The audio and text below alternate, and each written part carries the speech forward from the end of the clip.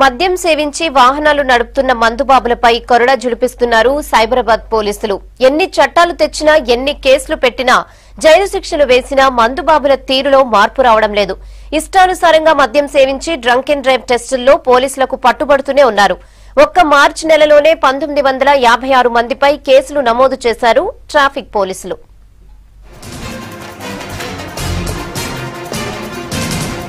హైదరాబాద్ లో రోజు రోజుకి డ్రంక్ అండ్ డ్రైవ్ కేసులు పెరిగిపోతున్నాయి.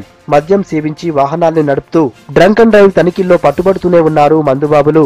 నగరంలోని జూబ్లీ హిల్స్, బంజారా హిల్స్, మాదాపూర్, హైటెక్ సిటీ, కొండాపూర్ వంటి ప్రాంతాల్లో ఎక్కువ కేసులు నమోదవుతున్నాయి. సైబరాబాద్ కమిషనరేట్ పరిధిలో ఒక్క మార్చి నెలలో నిర్వహించిన డ్రంక్ అండ్ డ్రైవ్ లో 1956 మంది మందుబాబులపై కేసులు నమోదు చేశారు పోలీసులు.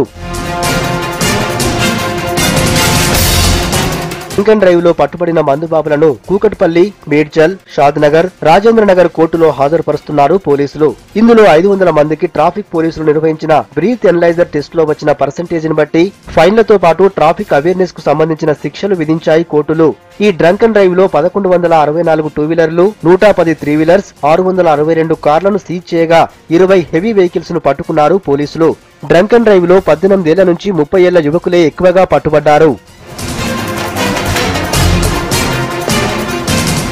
ఎన్ని చట్టాలు తెచ్చినా, ఎన్ని కేసులు పెట్టినా, జైలు శిక్షలు వేసినా కూడా మందుబాబుల తీరులో మార్పు రావడం లేదంటున్నారు పోలీసులు.